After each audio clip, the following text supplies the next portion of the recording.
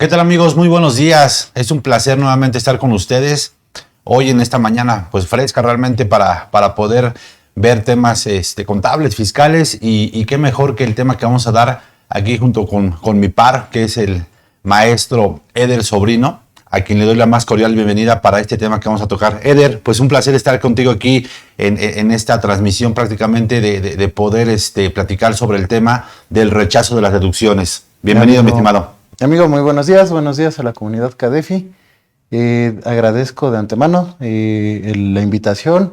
Un tema relevante por cómo está el fisco, cómo está la situación actual del país y tema que vamos a analizar justamente para ayudar al contribuyente y más que nada al contador, porque realmente es nuestro primer aliado con el rechazo de deducciones. Efectivamente. Y creo que aquí el binomio es interesante e importante porque vamos a platicar de qué se origina el rechazo de las deducciones, cuáles son los controles que ustedes podrían implementar ya desde ahorita para que en caso de que llegáramos a ese punto particularmente de un rechazo de deducciones, saber qué podemos entregar, ver si estamos preparados ante una revisión por parte de la autoridad y principalmente si vamos a poder tirar esa observación por parte de la autoridad, porque nos puede derivar en un crédito fiscal si no tienes alguna opinión distinta. Fíjate que dada la situación, ya lo dijiste muy bien, un debido control. Ahorita tenemos algo que se llama revisión profunda, que nuestro mayor problema es una cancelación de sellos si no es bien atendida. ¿Y cómo lo vamos a atender? Teniendo un buen control, como ya bien lo dijiste, el famoso compliance que tanta mención se ha hecho en el mercado y que luego no pelamos y que luego ni sabemos qué es. Sí, claro, efectivamente, yo creo que este rechazo de deducciones viene derivado de errores que tenemos en la propia operación, desde que generamos el CFDI, qué timbramos, qué conceptos utilizamos, los importes, si está bien registrada la actividad económica. Por eso les comento, creo que son más cuestiones de control para poder hacer una buena defensa en materia particularmente del rechazo de las deducciones, porque básicamente ahorita traigo una analogía interesante, importante, que les vamos a poner ahí. Espero que les guste la metodología que vamos a utilizar, que a mí me gusta ser muy práctico y a la vez utilizar cuestiones de la vida diaria y asemejarlas a lo que pasa realmente en un acto administrativo, que va a ser interesante, ¿no? Entonces... Y ya lo dijiste claramente, la practicidad porque el día a día es materia, ya lo dijiste, administrativa, 100% administrativa, son procesos, son controles que ni siquiera los lleva realmente, en este caso un claro ejemplo, el fiscalista contador, los lleva el auxiliar contable, los lleva el pasante. Fíjense que a fechas recientes se han tenido algunas situaciones, lo sé por algunos colegas, en donde derivado que no hay una revisión por parte del contador, hablando del contador, el director, hablando del contador senior, no hablando de la parte operativa, quienes contabilizan el día con día, se han generado varias situaciones interesantes e importantes porque no hay justamente una revisión por parte de la cabeza. Y obviamente eso deriva, inclusive si están haciendo materialidad, que debe de salir la materialidad de la propia operación de la empresa día con día, y al no ser revisado, ¿qué trae como consecuencia? La posibilidad de no tener la presentación de las declaraciones, la posibilidad de no presentar anuales, pagos provisionales, las DIOT. Entonces, creo que ese es un punto importante que debemos de ser conscientes ahorita en el ámbito de la práctica, en donde sí nosotros como contadores, como cabezas del despacho, debemos de estar supervisando de manera aleatoria por lo menos los procesos, porque eso nos puede derivar a un problema con el cliente y poderlo perder. Entonces, les dejo estos comentarios e inclusive digo nada más para ahondar, y obviamente este sea el preámbulo, en el tema de las cartas invitación. Creo que en el tema de las cartas invitación es un descuido en el tema de la facturación y en el tema de presentar las declaraciones mensuales, ¿no? Entonces, ahí ese es un punto importante. No sé si quieras comentar algo, Eder, o ya nos adentramos al punto. Digo, ya se ha tocado mucho esos temas. He escuchado aquí al buen Juan Carlos. el tocar ese tema de la facturación, al maestro Toño también, a diversos expositores también de aquí, la problemática de el timbrado PUE o PPD. Claro. ¿Qué te genera? ¿Qué controversias te genera? ¿Y cómo te está volteando a ver la autoridad por esos dos simples conceptos? Dos conceptos que no estamos cuidando, que no estamos analizando y que desafortunadamente el cliente es el que nos lo pide. No, ni siquiera nuestro asesor, ni siquiera nuestro contador, ni siquiera el auditor, ni siquiera el fiscalista, ya sea interno o externo. ¿Quién nos lo pide? El cliente. ¿Y qué problemáticas nos puede generar? Como ya muy bien lo dijo, lo vamos a ver un poquito más a fondo adelante, ya nos estamos adelantando mucho en los temas. Es un curso 100% práctico, con experiencia. Aquí Juan Carlos ya lleva muchos años de experiencia con estos temas y en las cuales, presumiendo un poquito de su historial profesional, puedo presumir que ese control que revisas las contabilidades, hasta ahorita no puedes extraer problemas. Los problemas son 100% externos. Sí, o sea, que fíjate que al final del día, el hecho de que tú tengas un control correcto dentro de la empresa, presentes declaraciones, pagues impuestos, todo esté alineado, no te exenta de que pueda venir la autoridad y te pueda revisar. De lo que yo creo que sí te puede exentar son de cartas de invitación porque estarías haciendo las cosas de manera correcta, de revisiones profundas porque estarías haciendo lo correcto, sin embargo, de facultades de comprobación no. Que creo que ahí ese es el tema interesante e importante. Pero bueno, lo vamos a ir viendo más adelante. Vamos a iniciar el curso justamente con esta parte de... Saben que me encanta el tema de las frases y me pareció interesante esta frase que hace un mes más o menos me invitaron a una toma más bien a la entrega de diplomas de una generación a nivel medio superior y estaba justamente esta frase que tienen ustedes ahí en pantalla.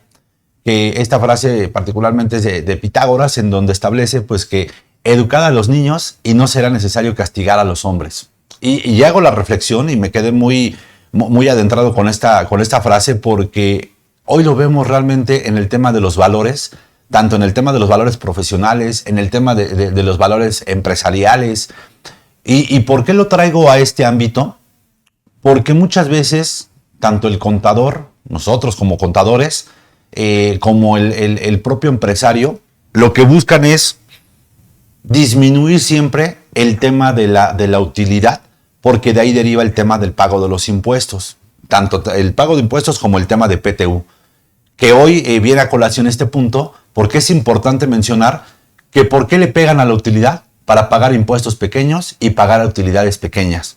Y de ahí viene justamente las únicas formas en las que tú le puedes pegar a la utilidad son de dos. Disminuyendo los ingresos o aumentándolos, en este caso si quieres que tu utilidad sea mayor, y en ese sentido aumentando o disminuyendo también los gastos o los costos. De esa forma se puede ver la utilidad disminuida o aumentada. Y estarás de acuerdo. Entonces, ¿qué es lo que siempre nos catalogan? Un buen contador, pues un buen contador es el que te hace pagar menos impuestos. Un mal contador es el que está al debido cumplimiento de las obligaciones y posiblemente te haga pagar más impuestos. Pero creo que el punto medular de esta frase es ¿quién tiene mayor culpa? Si el empresario que pide pagar menos impuestos o el contador que le concede esa situación, porque en este sentido, no me dejarás mentir, muchos de los negocios se llegan a apalancar del tema, particularmente del no pago de las contribuciones, del no pago de los impuestos, y creo que es un tema importante, Rodrigo. No sé qué te parezca esta reflexión que te platico. Reflexión que al final de cuentas sí te pega en la rotación. Digamos, entre mejor tengas al trabajador, mejor tienes resultados. Una reflexión que, al final de cuentas, ya lo dijiste muy bien. El contador que hace que genere mayor pago de impuestos, lo catalogan como malo. ¿Qué es lo que se tiene que buscar? Un estado de armonía en el cual busques un resultado que te genere hasta el final un beneficio fiscal. Claro. Una buena planeación, recordemos que no nace de la materia fiscal, nace de una materia ya sea civil, mercantil y en este caso específico de la materia laboral. Traer un buen control interno en nóminas te evita una rotación y te evita algo que, como bien lo dijo Juan Carlos, estos cambios de generación, que ¿qué busca? Regularmente, y lo ves luego mucho en el despacho, Sí. está saliendo el recién egresado y busca ganar lo mismo o la mitad de lo que ganas tú, pero sin hacer ni haber pasado todo ese proceso de formación. Claro, sí, y obviamente de ahí, por ejemplo, ahorita que tomas el tema de nóminas particularmente, fíjate, no sé cuántos empresarios hoy en día, como están las cosas, porque llegan a caer diferencias en temas de carta de invitación de que no se pagan, ¿cuántos empresarios no se quedan con el tema de las retenciones de los trabajadores? ¿Cuántos empresarios no se quedan con el tema del IVA retenido, del impuesto del ISR retenido? Y así te puede enumerar un sinnúmero de contribuciones las cuales no se presentan y no se pagan cuando inclusive no son a cuenta del propio contribuyente como estos pagos de retenciones. Entonces, No, y dijiste algo muy importante, ese pago de retenciones que te genera una problemática a futuro, no en el momento. ¿Qué es lo que pasó? El SAT, ¿por qué hace unos años estaba pidiendo esa constancia del trabajador? Sí. Para analizar y ver si estás haciendo ya ahorita tu correcto pago de nóminas. claro, La correcta, ahora sí que la correcta determinación y ¿qué? La entrega de ese impuesto. Y auméntale. ¿Quién es el más bravo? No es el SAT, es el IMSS. Sí. El IMSS llegas a hacer un mal cálculo de tu salario base de cotización, de tu prima de riesgo, lo primero que hace que es cancelarte, ¿qué? la cuenta bancaria La cuenta, o darte de baja el registro patronal. El registro patronal. ¿Y qué te genera? En el caso específico y un claro ejemplo, construcción. ¿De dónde baja tu registro patronal? ¿Qué es lo que te hace lo primero el cliente? Te suspende pagos. Sí, ¿Por qué? Porque la construcción así se maneja. Porque hasta tenemos un tratamiento especial en IVA por la construcción.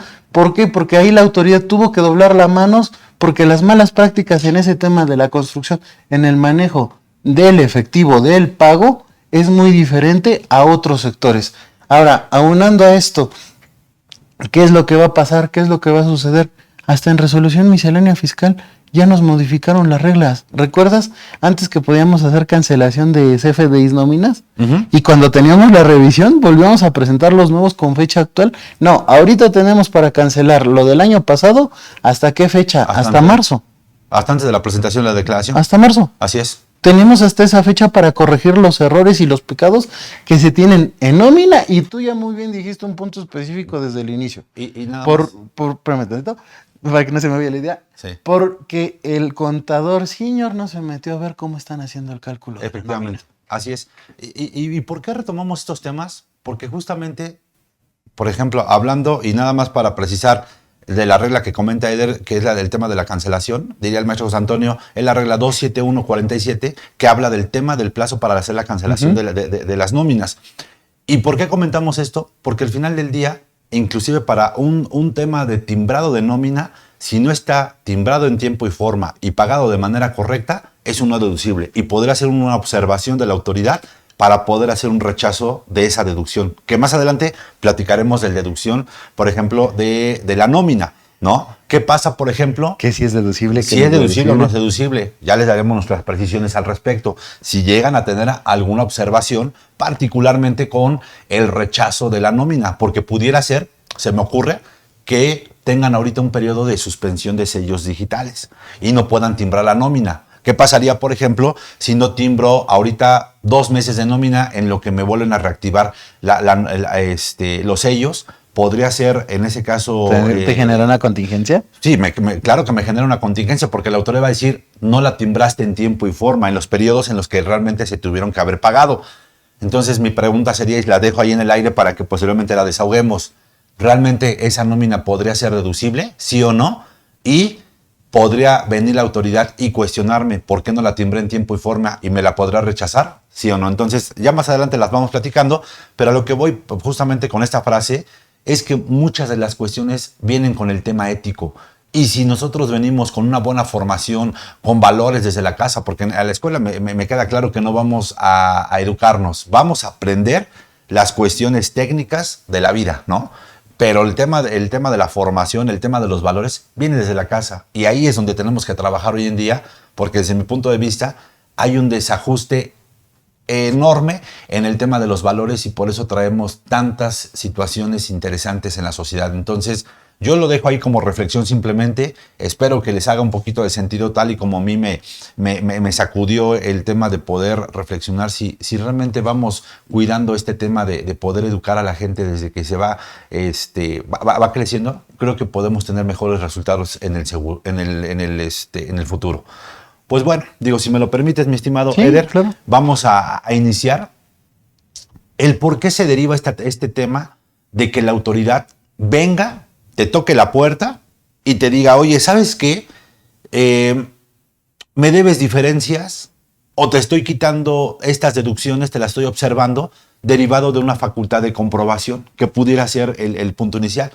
Entiéndase como facultad de comprobación para todos aquellos que estamos iniciando o que están iniciando en el tema fiscal, las que vienen en el artículo 42 del Código Fiscal de la Federación, ¿no? Entiéndase, por ejemplo, una visita domiciliaria, donde viene la autoridad, llega a tu domicilio, te pide información por un periodo determinado, te levanta una acta inicial, lo podríamos llamar, y te dice, ¿sabes qué? A ver, entrégame esta información, ¿cuáles son? Yo te preguntaría, Eder, ¿cuáles serían en este caso el alcance o el objetivo de una facultad de comprobación? El alcance y el objetivo de una facultad de comprobación siempre es verificar qué tiene el contribuyente, en qué estás mal, ¿para qué? Para generarte el crédito. Y recordemos, hemos hablado mucho en diferentes cursos, han escuchado mucho en los cursos, ya nos tienen llenos hasta el gorro de la famosa materialidad. La sustancia económica, que es antes de la materialidad, recordemos que era uno de los principios básicos de contabilidad, y lo nuevo, la razón de negocios. Ya muy bien lo dijo, ya es un elemento esencial el CFDI, pero siempre se nos olvida ese 28 y ese 33, ¿de qué? Del reglamento del Código 28 del Código Fiscal de la Federación. ¿Cuáles son los elementos que integran nuestra contabilidad? Todavía en el 33 del reglamento es un poquito más específico, como diciendo, hey, contribuyente, necesito que me integres todo esto. ¿Qué es lo que pasa? ¿Qué es lo que sucede? Luego el contribuyente lo que busca y lo que pide es lo barato, y lo barato no te integra todo esto. Ah, y agrégale un 32, ¿qué? ¿Un 32D? ¿La opinión de cumplimiento? Sí. Ok. Un 32D, justamente ayer estaba yo en una charla, donde estábamos analizando eso, la importancia del 32D y de la constancia. Sí, exactamente, el 32D, para saber, por lo menos, porque es una fotografía, dirían es una radiografía del contribuyente de manera general como está, ¿no? De que presenta impuestos, de que está al cumplimiento, no al debido cumplimiento de la presentación de las declaraciones, porque ahí no viene si envía contabilidad electrónica, ahí no viene si está declarando en ceros o no, que ya se pronunció la propia autoridad, inclusive por resolución miscelánea, me parece, en donde establece que aún y cuando tú estés falseando y sí tengas ingresos, la opinión de cumplimiento te va a parecer negativa cuando realmente tengas ingresos y no los estés declarando. Entonces, ojo con ese tipo de cuestiones, porque el 32D, inclusive me ha tocado que algunos clientes llegan al llegar a tener una opinión de cumplimiento negativa, por cualquier caso, por cualquier motivo, no les llegan a pagar, en este sentido, los saldos que están pendientes, o en este caso las cuentas por cobrar por parte del cliente. ¿A qué me refiero? Que está siendo un elemento importante en el tema, por ejemplo, de las operaciones que tienen con proveedores los clientes, en donde están emitiendo, lo que bien platicaba aquí el maestro Eder, un control interno hasta para el tema de la recepción de pagos o la elaboración de pagos. Porque si no estás al debido cumplimiento, no te voy a pagar. Porque ¿qué va a pasar? Va a venir la autoridad y me va a decir, págame el saldo que le debes a ese cliente, ¿no? Entonces, no, y auméntale. Ya se ha vuelto tan práctica y tan común, tan cotidiana. Es más importante luego eso que luego redactando, digo, un grave error que a todos nos pasa. ¿Qué pasa? ¿Qué sucede en la práctica común? Me cancelaron la cuenta. Sí, claro. Pero oye, mi opinión de cumplimiento está bien. Porque por controles internos, recordemos que las bancas son particulares, no son gobierno, no tienen una línea en común. Por controles internos de cada prestador de servicios de esta banca, te cancela la banca y no tienes 2 o 3. Eso también es otro punto importante para tu día a día, Claro. que el 32D te puede salvar a que no te cancelen el contrato. Así es. Porque le vas a demostrar con unos elementos verídicos que la misma autoridad está emitiendo y le dices, es que yo no lo cancelé, fue decisión interna del mismo banco y permítame, déjame tardar un poquito, porque se tardan esos procesos de abrir cuentas en otra banca nueva. Sí, claro. Te lo digo por experiencia. Sí, exactamente. Bueno, fíjate, platicábamos del tema de la visita domiciliaria, ¿no? Uh-huh. Ya una vez que te pide información la autoridad, ¿cuál es el siguiente paso? Te pide información, hace un análisis de la información que estás entregando y pudiera ser que te haga observaciones sobre deducciones que te aplicaste para tu resultado fiscal, hablando de la utilidad, y que sobre eso es la base para determinar el impuesto anual, ¿no? Y te dice, ¿sabes qué? Estas deducciones no cumplen con requisitos, no cumplen con formalidades. Es más, hasta porque las olí, son deducciones que te voy a rechazar porque el concepto inclusive es muy superfluo, ¿no? Muy general, muy ambiguo, ¿no? Uh-huh. Y les voy a platicar, nada más de entrada, un tema que tuvimos con un cliente por el concepto de facturación. Por eso les digo, analicen bien, y más adelante vamos a platicar sobre el tema de los conceptos de facturación. Analicen bien qué es lo que están facturando. Este cliente facturaba servicios administrativos. Bueno, ¿y qué son servicios administrativos? Es facturación, ¿qué es administración? ¿De qué? De los expedientes, de la información de la empresa, de la parte operativa. ¿Qué clave de producto o servicio me estás usando? Exactamente. Entonces, creo que son puntos importantes que ustedes deben de analizar a la hora de facturar, ¿no? Por ejemplo, yo de las cosas que sí les pido particularmente a los analistas y a los gerentes de contabilidad de la oficina es que analicen el tema de los conceptos de facturación. Y recientemente me reportan y me dicen, oye Juan Carlos, ¿qué crees? Están facturando administración de recursos humanos. Y le digo, ¿en serio? Me dice, sí, mira, aquí están. Lo primero que me volteo a ver con el cliente es, ¿qué estás pagando? ¿No? Porque a mí de así de primera instancia, pues me huele a que hay una subcontratación de personal, simplemente por el concepto. O en el peor de los casos, ¿dónde está tu registro REPSE? De ese que te está timbrando. Exactamente, porque pudiera ser un requisito para poderme acreditar el IVA y hacerme deducible el tema del gasto. Entonces, son cosas que tenemos que analizar y repito, es control nuevamente y no nada más contabilizar por contabilizar. Analicen los conceptos que están teniendo los clientes. Es más, agárrense por partida en su balanza servicios administrativos y hagan una prueba aleatoria sobre los montos más importantes. Vean qué están facturando, por lo menos de este primer semestre. Por eso les digo que va a ser un curso bastante práctico, porque de ahí nosotros les vamos dando las ideas y ustedes van a tomar lo que mejor les convenga o lo que ustedes están dejando de hacer, ¿no? Derivado de estas experiencias que les estoy platicando. Entonces pudiera ser que la autoridad venga, y regresando otra vez al tema de las facultades de comprobación, al tema de la visita domiciliaria, y te diga, ¿sabes qué? Dame la materialidad. Enséñame y demuéstrame que no son operaciones simuladas, ¿no? Y casualmente, pues no tenemos ni el contrato, casualmente no tenemos ni siquiera, aunque sí se esté dando el servicio, aunque sí se esté ejecutando, tampoco tenemos, por ejemplo, las bitácoras, los informes que realmente son derivados de esa prestación de servicios, hablando de este cliente que te platico, y no entregamos nada, ¿no? Y llega el acta final. No, y antes de llegar a ese punto, la autoridad se está extralimitando. Que a ti, contribuyente que te estoy revisando, mándame balanzas, mándame su Dios del que te prestó el servicio. Tienes la correcta comunicación y, digo, práctica común. De repente el contribuyente pide mágicamente que se baje y se aumenten gastos. Ese que te está brindando ese servicio que no se debe de brindar, te puede entregar toda esa materialidad, te puede entregar todo eso.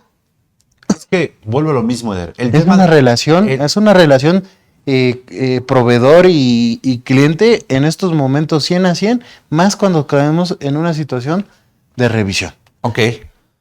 Muy bien, pues mira, sí quiero darle la más cordial a todos nuestros amigos. Los quiero invitar a que sea interactivo este curso, que podamos recibir información, sus dudas, sus preguntas, sus comentarios al respecto, si les gusta la forma en la que tratamos de transmitir pues esta parte de conocimiento que nosotros tenemos de acuerdo a la experiencia, pues al balaje ya que tenemos en el expertise profesional. Y pues la verdad es que los invitamos a que tengamos esa interacción de preguntas y respuestas, poderles dar la atención en este sentido, y pues estamos muy pendientes, y agradecerle pues al staff técnico que está aquí con nosotros, en donde pues está muy pendiente de pasarnos la información que ustedes necesitan. Ahí estaremos muy pendientes de todo esto que ustedes de las preguntas, de algún comentario que tengan en específico. Y de inicio, pues ya tenemos una primera pregunta, que es de Javier de la Torre, que si me permite, Ceder, la quiero platicar, y ahorita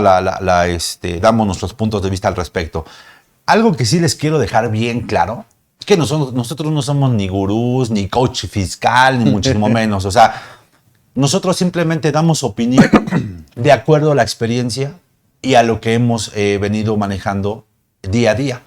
Pudiera ser que alguno de nuestros colegas que están en el medio, que sí son gurús, que sí son coach fiscales, que sí se dedican, que tienen posiblemente hasta mayor experiencia, tengan una opinión distinta a la de los otros. Pero lo que siempre he dicho, lo que le funciona a Eder en materia contable, fiscal, corporativa, laboral, etcétera, puede ser que a mí no me funcione. O viceversa. Lo que a mí me funcione puede ser que le diga, ¿sabes qué? Pues no, ahora sí que dirían, yo no le atoro a ese tipo de cuestiones, yo no voy a ese tipo de situaciones y no lo ejerzo de esa forma, yo lo ejerzo de esta forma. Y auméntale una tercera, dependemos de un tercero. Claro. Y hasta de un cuarto. Tercero, autoridad que te revisa. Cuarto, juez competente en el caso de llevar esto hasta defensa. Así es. Ante un tribunal.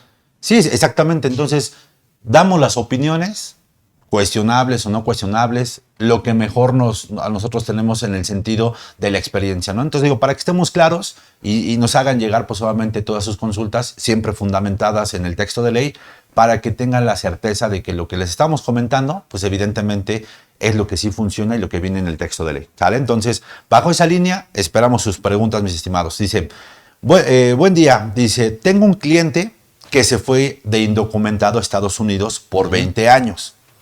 Lo deportaron, pero en ese tiempo él compró propiedades, las cuales están a su nombre o de sus papás. Las que están a nombre de sus papás y que ya están vendiendo el ingreso lo estamos manejando como una donación. O sea, me imagino que venden los papás y a la hora de que se lo depositan al cliente de Javier, se lo dan vía donación. Uh-huh. Termino y ahorita hacemos el análisis completo, ¿va? Dice, pero así como está vendiendo una de estas casas, está comprando otras. O sea, vende, le hacen llegar el recurso y él compra otras casas, ¿vale? Ok. ¿Hay alguna manera de comprobar que no es lavado de dinero y está haciendo bien las cosas, me imagino? ¿O qué recomienda? Las operaciones de venta son en efectivo y se tiene la escritura y el comprobante de retención del notario. Okay. Ese efectivo se deposita en la cuenta del cliente y con eso él compra la nueva propiedad por medio de transferencias. Pues mira, hay varios comentarios. ¿Quieres empezar? ¿Quieres que yo empiece? Como gustes. Sale. Yo te doy mis comentarios. De entrada, al ser de manera regular o frecuente o de manera cotidiana la compraventa de los bienes o de las casas, deberías de estar en el régimen de compraventa de bienes inmuebles. Inmobiliario. ¿Sale? Para que obviamente tributes bajo ese régimen. Ahora, si ya te está llegando a ti el dinero, esa sería la primera recomendación. Si todavía los papás de esta persona tienen algún inmueble a su nombre y lo van a vender para hacerle llegar el recurso y tenga mayor flujo de efectivo, pues está perfecto. Que los papás acumulen en este caso el ingreso. A que el notario les haga la retención. Que el más notario les haga la facilito. retención. Y que vean inclusive si están obligados a presentar la declaración anual de persona física, ¿vale? Porque eso va a ser importante. Si están obligados a presentar la declaración de persona física, que de entrada yo te diría sí. Yo también. ¿Sale? Sí, siendo muy conservadores y agarrando el término de los 400,000 que aplica para el trabajador, aquí ya de seguro ya lo rebasaste. Y por la actividad.